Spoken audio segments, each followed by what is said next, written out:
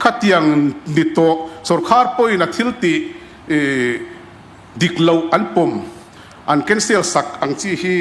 department poi mo lutuk minister ra omren hi tan po hen nuam lo in karinga po speaker hi voin zoram te ai zol pom ni lung chet thak ta kan dai te po oma helaya ini rorelin kan oma kan soilang tu shrimma po mon puya hi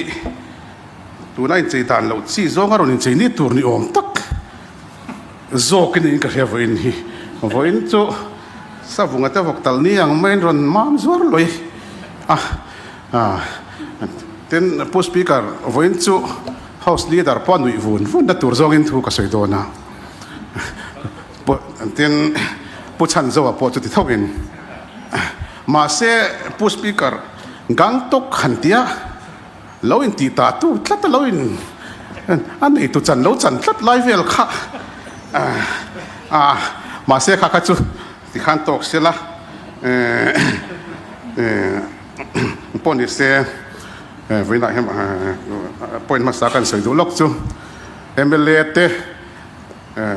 chung chang hi chu kho arena temo zai khom na ma thlan lai na temo soi lovin assembly house soi na mun turani ti kha kan thria sa ma ni se kan soi vele du hrim ten post speaker I ro rel na alai thin nen nimin pialama gangtok incident vel lai kha expang in ron ti lai vel kha ka deal mi alawa I riat angin ka chu soina khan expang atul expand ni sel chu khan ti zau khan ya hun danga hi chuan kan expand mai don miang ni te nem thupian ni te po kan ti mai thina tun tum kha chu adang dewa pon ni se ka vui chuang love soi ho hun atul le emo ni lenga soi ho te ala ngai le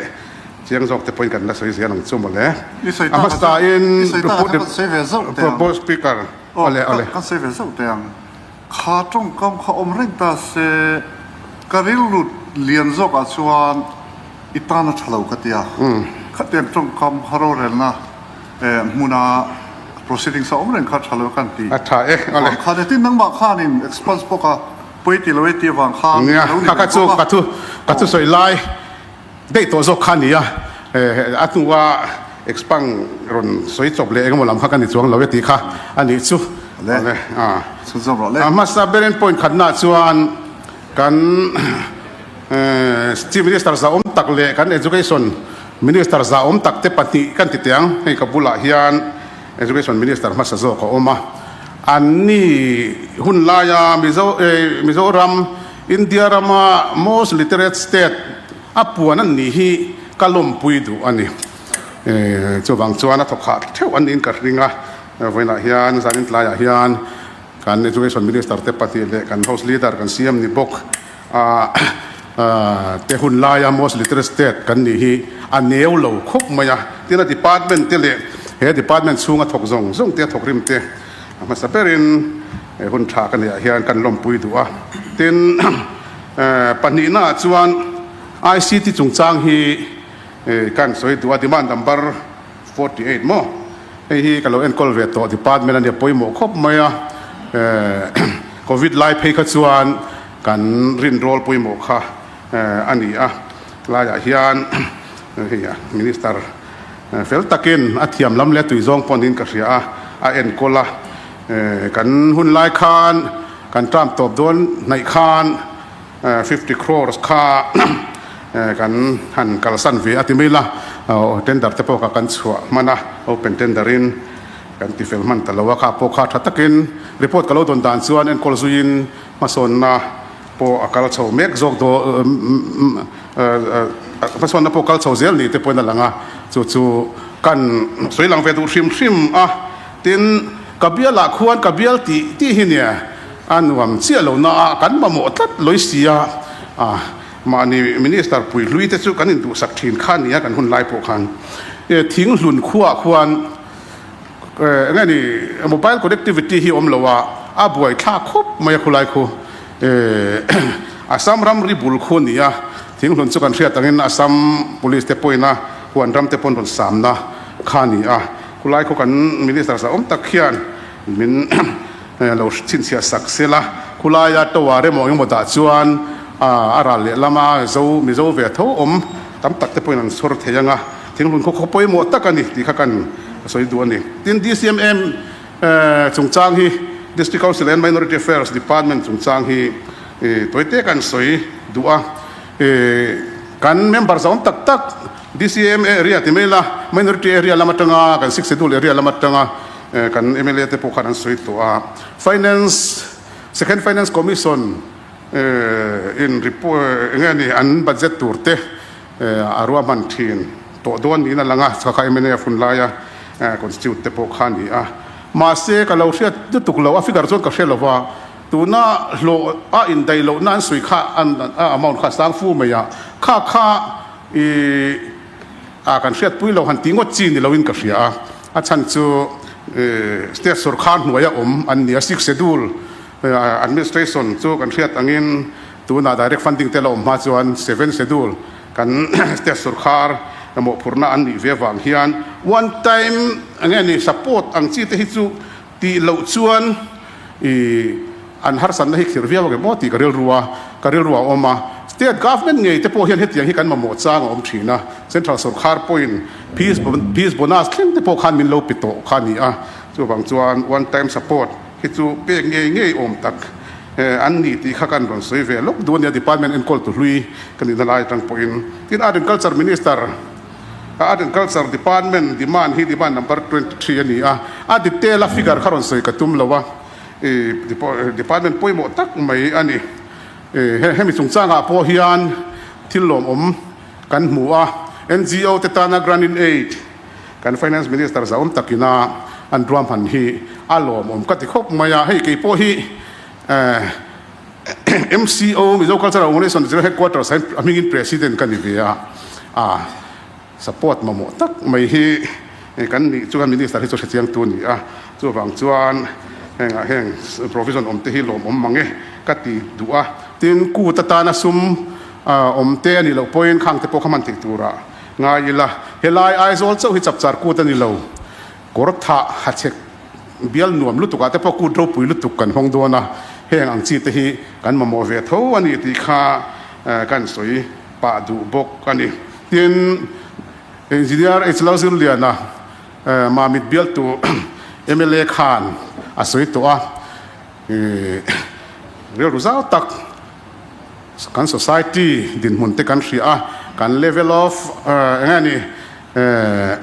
standard engkim te khovel hoi pha kan ni la ya hian kan buisu kan tiang chi te bizu kan tiang chi te chakma te tan te bru unau te tan te kut ang chi te hi hriat tel reng chi an ni ti kha kan soi du bokani tin horticulture chungchang hi toite in karon petlor zung dona horticulture chungchang hian solid takin rod du kan ya horticulture department hian mun nilo kuwa hi da ni ro se ti hi karot du ni po speaker achan chu kan hun lai po khani pal thei thowa soil department kuwahan suan sona hi ma se atak takin he kuwatam naram bial tu te pokania soil department hi Christi van vel han len lu khuan arem chang lo tlat chu wang chuan in ani na lom thin soi thung em ka khelawa handa ula chuan hortia hian fak point loanga vote point mu pa tam set mai thia chu wang chuan kuwa hi horti subject da le ni selavan tha em ti kha kan soi du bokani tin demand number 21 higher education higher technical education chungchanga hian toite soi du kan ya Mizoram State University helai muna he house nge ya hian hun relo tekal ta khan kan sorkharin aron introduce a bill cabinet in an pasangin aizola turin tin ni lunglei lama mole an people te po kha engemo zat omani chung khan kan minister za tak khan lung le ya thilo zia te ai zo la nge yang ai zia te kha a soya ti khan a bil kha pa sanita a ma se kar lova lung le turin puanan ni le thuta chuta po chuan dan po hi kan zom kim chia lo deuh nin ka hria a cabinet in lung le turin kan ti han ti live vel khan cabinet meeting minute pham han nia po kan soi to a po alo chia lo wang po se khalam ko chu dang ni sela ai zola tur chi a school sang a college lam te po lo in se mur mup to ang chi hi hian an tur ani lo ka ti ve ni chu wang chuan ai zola hian school engemaw zat le a campus te po tam jok chu ngai tura ngai la lung le ya chuan headquarters chu don ta a kan lom pui ma se ai zol a tur te kha khan la hek lo sela lung le tur chi kha an phuang nge khan lung le lama ro se ti kha kan soi tu ani tin post speaker ka tong muang ta tun tum chu men kha thiam la hei kan minister za tak hi kan I tang huin education sector hi chuan a perform lo holo turanga ila kan thian pa nia a perform lo thlat mai ni teacher association te po hian neu hi omreng ni te po hian alanga tin supervisor han ruat han ti vela te tin chung mai pialama chuan tuna hei kum ni chuang kan han enkol nuwa primary school ka bial taka pe ko chuan sirtir to pani chu omna khu atam zo khun ni ti ila swal lowin ka hria chu tiang vel min enkol tu hi education ni minister an ni rem hi kan ram tan hian a thadon ni mun le ti hi karil ruwa lian khop maya anwan ti zok turang chi khoi chairman emote engemote po hian emo